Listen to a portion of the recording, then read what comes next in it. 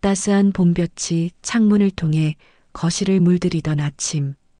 준호는 자신의 넥타이를 매만지며 거울 앞에 섰습니다. 대기업에 다니는 35살의 준호는 출근 준비를 마치고 식탁으로 향했습니다.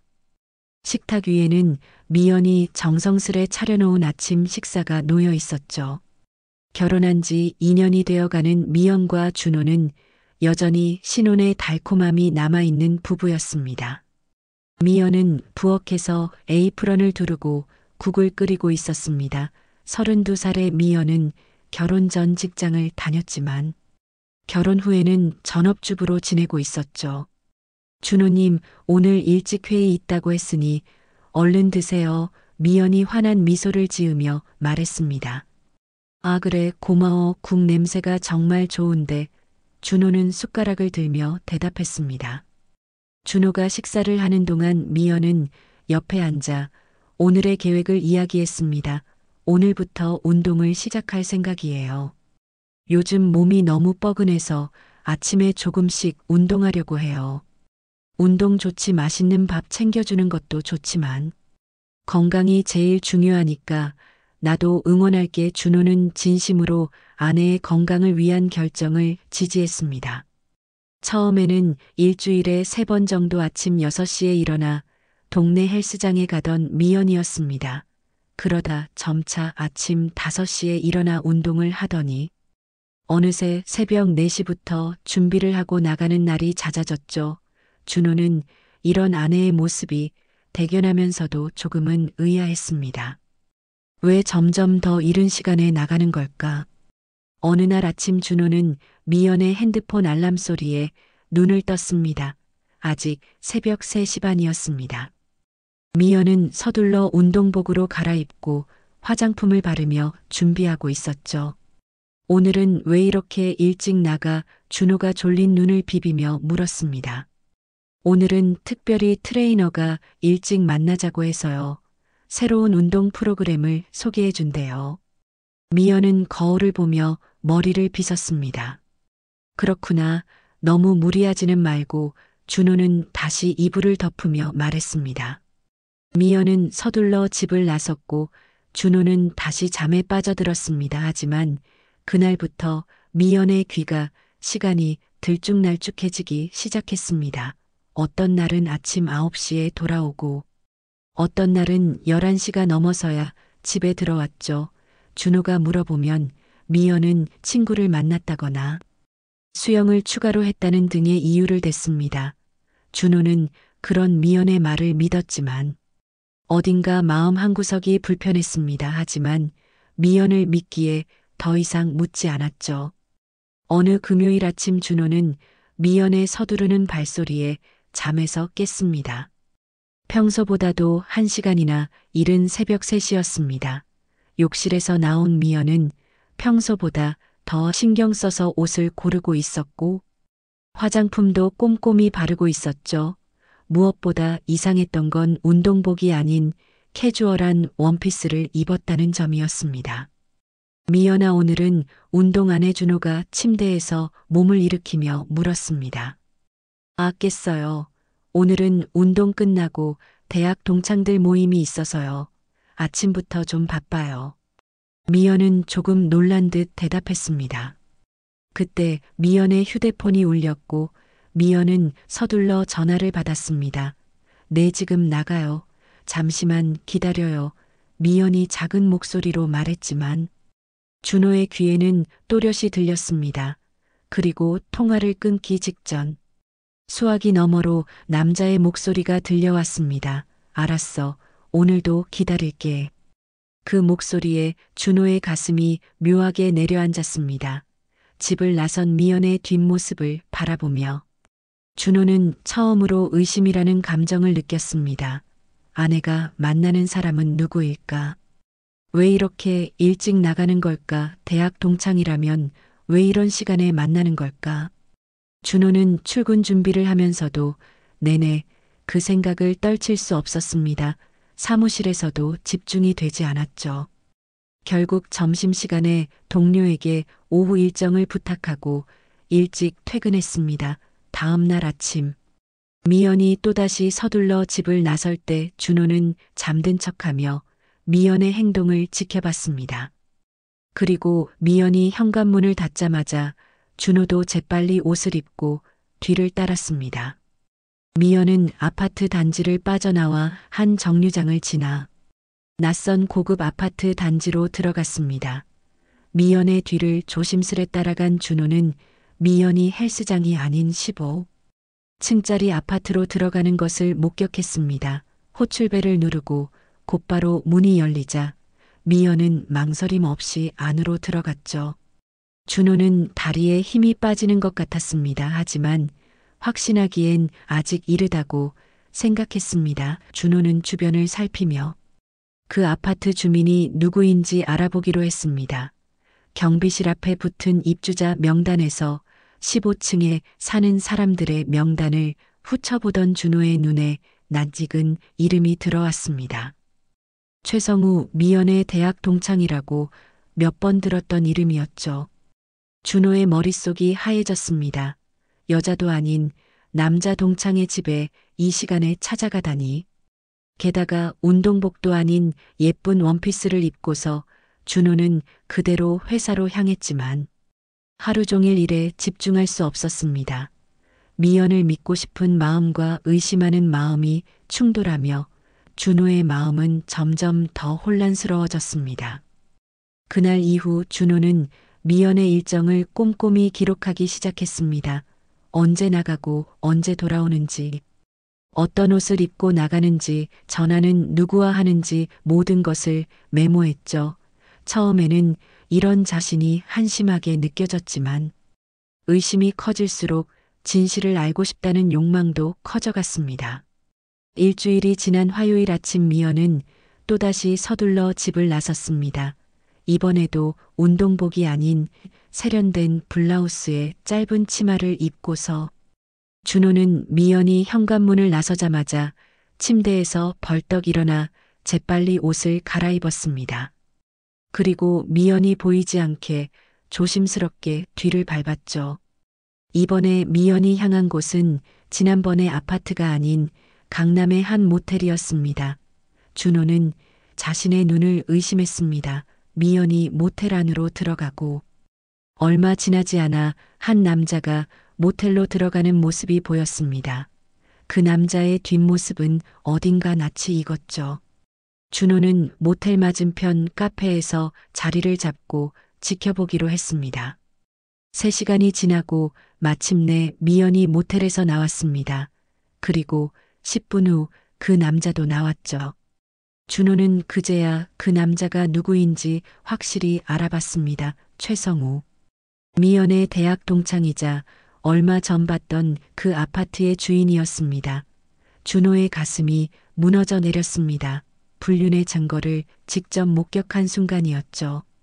준호는 그날 저녁 회사 동료에게 녹음기와 소형 카메라를 빌렸습니다. 그리고 다음 날 아침 미연이 다시 집을 나설 때 뒤를 밟아 같은 모텔로 향하는 것을 확인했습니다. 준호는 용기를 내어 모텔 리셉션에 접근했습니다. 저기요, 방금 들어간 여성분이 제 아내인데요. 무슨 방인지 알 수 있을까요? 준호가 떨리는 목소리로 물었습니다. 죄송합니다만 그런 정보는 알려드릴 수 없습니다. 직원이 단호하게 대답했습니다. 하지만 준호는 포기하지 않았습니다. 이것 좀 봐주세요. 준호는 지갑에서 신분증을 꺼내 보여주었습니다. 저희 부부가 맞고요. 중요한 일이 생겨서 급히 찾아야 합니다. 직원은 잠시 망설이다 304호실이라고 알려주었습니다. 준호는 3층으로 올라가 304호실 앞에 섰습니다. 문 앞에 귀를 대자 안에서 두 사람의 신음소리가 들려왔습니다. 준호는 급히 녹음기를 켰고 떨리는 손으로 녹음을 시작했습니다. 이후 준호는 증거를 더 모으기 위해 미연의 행적을 계속 추적했습니다. 토요일 오후에는 미연과 성우가 한강 근처 카페에서 다정하게 커피를 마시는 모습을 발견했고 그 모습을 몰래 사진으로 담았습니다. 준호는 두 사람이 서로 손을 잡고 속삭이는 모습에 가슴이 찢어지는 듯한 아픔을 느꼈습니다. 집에 혼자 있던 어느 날 저녁 준호는 미연의 노트북을 열어보았습니다. 죄책감이 들었지만 이제는 모든 진실을 확인하고 싶었죠. 미연의 소셜미디어 계정에 접속하자 메시지함에 대학 동창 모임이라는 단체 채팅방이 눈에 들어왔습니다. 준호는 떨리는 손으로 채팅 내용을 읽기 시작했습니다. 채팅방에는 10여 명의 대학 동기들이 있었고 그 중에는 최성우도 있었습니다. 대부분의 채팅은 평범한 일장 대화였지만 미연과 성우가 주고받은 개인 메시지들이 섞여 있었죠. 너 오늘 몇 시에 갈 수 있어? 아침 운동 같이 할까? 우리 만나는 거 아무도 모르게 조심하자 등의 메시지들이 눈에 들어왔습니다. 준호는 메시지를 하나하나 캡처하면서 증거를 모았습니다. 그리고 미연의 사진. 폴더에서 충격적인 사진들을 발견했죠. 미연과 성우가 함께 찍은 사진들, 모텔로 보이는 배경의 사진들. 두 사람이 함께 있는 모습들 모두 미연이 운동을 간다고 했던 시간에 찍힌 것들이었습니다. 준호는 노트북을 덮고 소파에 기대어 앉았습니다. 머릿속이 하얘지는 듯 했죠. 자신이 그토록 믿고 사랑했던 아내가 이런 배신을 한다는 사실이 믿기지 않았습니다. 가슴 한편에서는 분노가 터져 나왔고 또 다른 한편에서는 슬픔이 밀려왔습니다. 다음 날 준호는 회사에 휴가를 내고 변호사 사무실을 찾았습니다. 그동안 수집한 증거들을 모두 정리해 가져갔죠. 변호사는 준호가 가져온 자료들을 꼼꼼히 살펴보았습니다. 이 정도면 불륜관계를 입증하기에 충분합니다. 이혼 소송과 함께 상간자 소송도 가능해 보이네요. 변호사가 말했습니다. 상간자 소송이요? 준호가 물었습니다. 내 배우자의 불륜 상대에게 정신적 피해에 대한 위자료를 청구할 수 있습니다. 특히 이렇게 증거가 확실하다면 승소 가능성이 높습니다. 변호사는 자신 있게 대답했습니다. 준호는 잠시 생각에 잠겼습니다. 정말 이혼까지 가야 하는지 망설여졌지만 이미 깨진 신뢰는 회복하기 어렵다고 느꼈습니다. 그리고 법적으로 두 사람에게 책임을 묻기로 결심했죠. 변호사님 진행해 주세요. 저는 이 둘 다에게 법적 책임을 묻고 싶습니다. 준호가 단호하게 말했습니다. 변호사는 고개를 끄덕이며 필요한 서류들을 준비하기 시작했습니다. 이혼 소송과 상간자. 소송에 필요한 서류들을 하나씩 설명해 주었죠. 준호는 이제 돌아갈 수 없는 강을 건너고 있다는 것을 알았습니다. 하지만 진실을 마주하고 새로운 시작을 하기 위해서는 필요한 과정이라 생각했습니다. 집으로 돌아오는 길에 준호는 미연과 대면할 준비를 했습니다. 모든 증거를 갖추고 냉정하게 대화할 생각이었죠. 하지만 그 전에 마지막으로 확실한 증거를 남기기 위해 최성우에게 직접 연락을 취하기로 했습니다. 주말 오후 준호는 미연에게 중요한 이야기가 있으니 집에 있어 달라고 말했습니다. 그리고 성우에게도 연락해 함께 만나자고 했죠. 처음에 성우는 거절했지만 준호가 모든 것을 알고 있다고 하자 마지못해 동의했습니다. 미연은 집 거실 소파에 앉아 불안한 표정으로 준호를 바라보고 있었습니다. 초인종이 울리고 준호가 문을 열자 성우가 서 있었죠. 성우는 미연을 보고 놀란 표정을 지었습니다. 들어와요. 자리에 앉으세요. 준호는 차분한 목소리로 말했습니다. 셋이 거실에 모이자 준호는 테이블 위에 서류 가방을 올려놓았습니다. 그리고 천천히 가방을 열어 그동안 모아온 증거들을 하나씩 꺼내기 시작했죠. 사진들, 대화 내용, 캡처, 모텔 영수증, 녹음 파일 모든 것이 테이블 위에 놓였습니다. 이게 다 뭐예요? 미연이 떨리는 목소리로 물었습니다. 당신들의 불륜 증거죠. 준호는 담담하게 대답했습니다. 미연의 얼굴이 하얗게 변했고 성우는 말없이 고개를 숙였습니다. 준호는 녹음기를 틀었고 모텔에서 녹음된 두 사람의 대화와 신음소리가 거실에 울려 퍼졌습니다. 미연은 손으로 입을 가리며 충격에 빠졌고 성우는 녹음기를 끄려고 손을 뻗었지만 준호가 막았습니다. 이제 그만해요. 다 인정할게요. 미연이 울먹이며 말했습니다. 준호는 녹음기를 껐습니다. 셋은 무거운 침묵 속에 앉아 있었죠. 준호가 먼저 입을 열었습니다. 나는 당신을 정말 사랑했어요. 당신이 행복하길 바랐고 믿었습니다. 하지만 당신은 내 신뢰를 저버렸어요. 준호의 목소리에는 분노보다는 깊은 상처가 묻어났습니다. 미연은 눈물을 흘리며 용서를 구했습니다. 실수였다고, 다시는 그러지 않겠다고, 기회를 달라고 울며 애원했죠. 하지만 준호의 마음은 이미 굳어져 있었습니다. 나는 이미 변호사와 상담했어요. 여기 이혼 소송 서류가 있습니다. 준호는 서류 한 장을 미연 앞에 내밀었습니다. 그리고 다른 서류를 성우 앞에 놓았죠. 그리고 상간자 소송 서류도 준비되어 있습니다. 당신들은 법적 책임을 져야 합니다. 성우는 당황한 표정으로 서류를 바라보았습니다. 이건 너무 심한 거 아니야.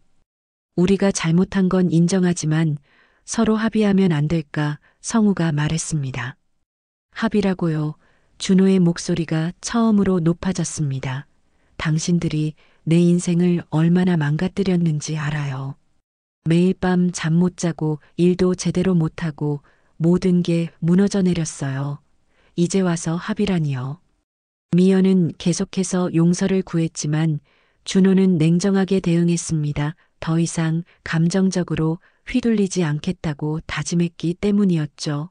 성우는 여러 변명을 늘어놓았지만 준호는 이미 모든 것을 알고 있다는 듯 고개를 저었습니다.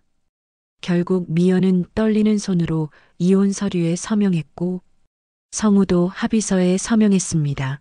이제 돌이킬 수 없는 강을 건넌 것이었죠. 이혼 소송과 상간자 소송이 동시에 진행되면서 준호는 법원을 오가는 날들이 많아졌습니다. 첫 번째 공판을 앞두고 준호는 모든 증거 자료를 꼼꼼히 정리했죠. 변호사는 승소 가능성이 높다고 자신했지만 법정에서 어떤 일이 벌어질지는 아무도 예측할 수 없었습니다. 드디어 재판 당일 준호는 단정한 정장 차림으로 법정에 들어섰습니다. 맞은편에는 미연과 성우가 각자의 변호사와 함께 앉아 있었죠.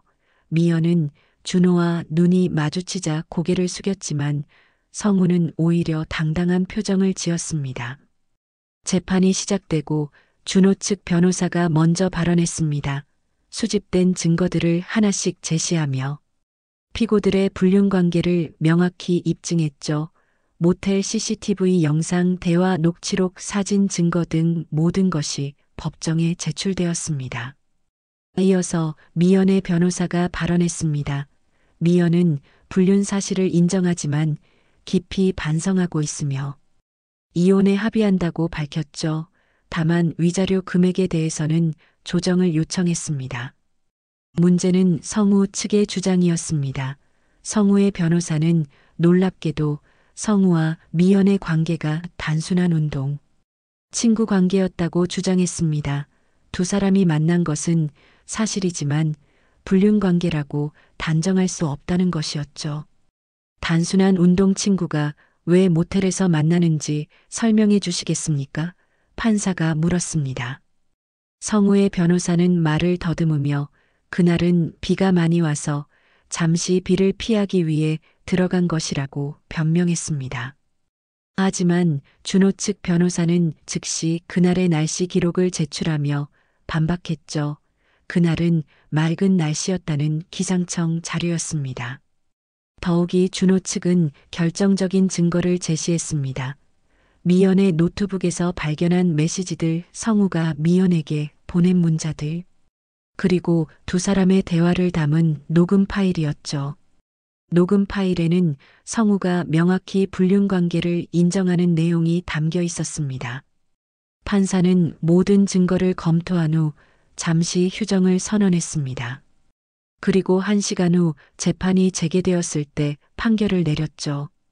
원고의 청구를 모두 인용합니다. 피고 최성우는 원고에게 위자료 5천만 원을 지급하고 피고 김미연은 3천만 원의 위자료를 지급할 것을 명합니다. 아울러 원고와 피고 김미연의 이혼을 허가합니다. 판사의 선고가 끝나고 준호는 깊은 숨을 내쉬었습니다. 이제 법적으로는 모든 것이 끝났지만 마음의 상처는 여전했죠. 법정을 나서는 준호의 어깨는 무거웠지만 한편으로는 새로운 시작을 위한 첫걸음을 뗀 기분이었습니다. 이혼이 확정되고 3달이 지났습니다. 준호는 새로운 아파트로 이사했고 미연은 예전 집에 그대로 남았죠. 위자료로 받은 돈은 준호가 마음의 치유를 위해 상담을 받는데 일부 사용했고 나머지는 저축해 두었습니다. 금전적인 보상보다 중요한 것은 마음의 안정을 찾는 일이었으니까요. 준호는 심리 상담사를 정기적으로 만나며 배신감과 분노를 다루는 법을 배웠습니다. 처음에는 잠을 이루지 못하는 날이 많았고 식욕도 없었지만 시간이 지나면서 조금씩 나아지고 있었죠. 회사에서도 업무에 집중하려 노력했고 상사의 배려로 잠시 업무 강도를 줄여 일할 수 있었습니다. 한편 미연의 상황은 훨씬 좋지 않았습니다. 불륜 사실이 대학 동창들 사이에 알려지면서 미연은 동창회에서 완전히 배제되었고 친구들도 하나둘 연락을 끊었죠. 직장을 구하려 했지만 그마저도 쉽지 않았습니다. 무엇보다 성우와의 관계도 끝이 났습니다. 성우는 재판 이후 미연과 연락을 끊었습니다. 위자료를 지불하고 난 후에는 더 이상 미연을 만나지 않았죠. 결국 미연은 혼자 남겨졌고 자신의 잘못을 깊이 뉘우치게 되었습니다. 몇 번이나 준호에게 용서를 구하는 문자를 보냈지만 준호는 답장하지 않았습니다. 성우의 상황도 나아지지 않았습니다. 회사에서 불륜 사실이 알려지면서 승진해서 누락되었고 동료들의 시선도 차가워졌죠. 결국 성우는 회사를 그만두고 지방으로 발령을 자청해 떠났습니다. 한 번의 잘못된 선택이 그의 인생을 완전히 바꿔놓은 셈이었습니다. 준호는 이런 소식들을 공통지인을 통해 간간히 들었습니다. 처음에는 그들의 불행을 듣고 어느 정도 통쾌함을 느꼈지만 시간이 지날수록 그런 감정도 사라졌죠. 이제는 그저 과거의 일로 받아들이고 앞으로 나아가고 싶을 뿐이었습니다. 심리 상담사는 준호에게 새로운 취미를 가져보라고 권했습니다. 무언가에 몰두하다 보면 마음의 상처도 치유될 것이라고 말이죠. 준호는 고민 끝에 등산을 시작했습니다. 어릴 때부터 산을 좋아했지만 바쁜 직장 생활과 결혼 생활 중에는 잊고 지냈던 취미였습니다. 주말마다 북한산, 도봉산, 관악산 등을 오르며 준호는 조금씩 활력을 되찾았습니다.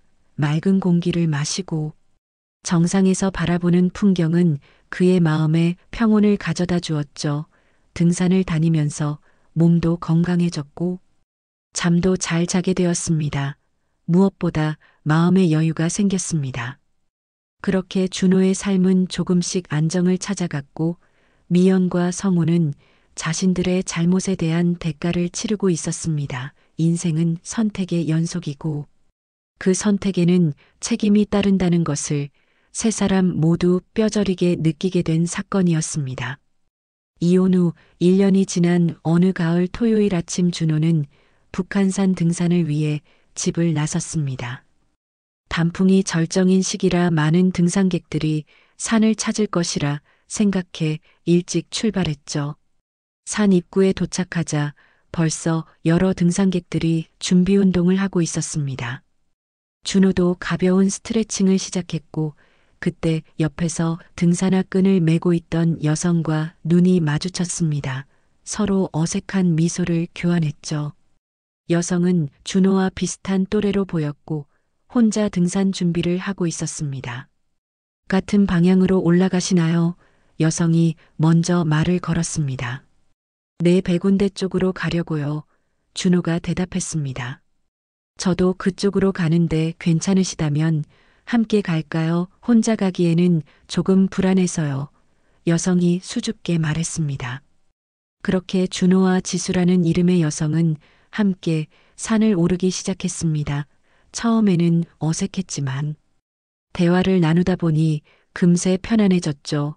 지수는 34살의 출판사 편집자였고 준호처럼 등산을 취미로 시작한 지 얼마 되지 않았다고 했습니다. 산길을 오르며 두 사람은 자연스럽게 서로의 이야기를 나누었습니다. 좋아하는 음식, 영화책 취미 등 가벼운 주제로 시작해 조금씩 더 깊은 대화를 나눴죠. 백운대에 도착해서는 함께 도시락을 나눠 먹으며 더 많은 이야기를 나누었습니다. 사실 저도 이혼한 지 2년 정도 됐어요. 지수가 문득 말했습니다. 등산이 마음의 치유에 도움이 될까 해서 시작했죠. 준호는 놀라움을 감추지 못했습니다. 저도 비슷한 이유로 등산을 시작했거든요. 1년 전에 이혼했어요. 두 사람은 서로의 상처에 대해 조금씩 이야기를 나누었습니다. 지수는 전 남편의 경제적 무책임함으로 이혼했다고 했고, 준호는 구체적인 이야기는 하지 않았지만 신뢰가 깨져서 헤어졌다고만 말했죠. 서로의 아픔을 이해하는 듯한 눈빛을 교환했습니다. 그날 이후 준호와 지수는 주말마다 함께 산을 오르기 시작했습니다. 가끔은 영화도 보고 식사도 하며 좋은 친구가 되어갔죠. 서로에게 어떤 기대나 부담을 주지 않는 편안한 관계였습니다. 그저 비슷한 상처를 가진 사람들이 서로를 위로하고 이해해주는 그런 사이였습니다. 시간이 흐르면서 준호는 미연에 대한 상처가 완전히 아물었음을 느꼈습니다. 더 이상 밤에 잠을 설치거나 문득 분노가 치밀어 오르는 일이 없었죠. 오히려 그 경험을 통해 자신이 성장했다고 느꼈습니다. 지수와의 만남도 그에게 큰 위로가 되었습니다. 어느 봄날 두 사람은 도봉산 정상에서 서울 전경을 바라보며 나란히 앉아 있었습니다. 따스한 봄바람이 불어오는 가운데 준호는 지수에게 조심스럽게 말을 건넸습니다. 지수 씨, 우리 앞으로는 그냥 친구가 아닌 다른 관계로 만나볼까요? 지수는 잠시 생각하더니 미소를 지었습니다. 서로를 더 알아가는 시간을 가져보죠. 서두르지 말고요. 준호도 미소 지으며 고개를 끄덕였습니다. 두 사람은 함께 산을 내려오며 앞으로의 계획을 이야기했습니다. 다음 주에는 설악산에 가기로 했고 여름에는 제주도 오름을 함께 오르기로 했죠.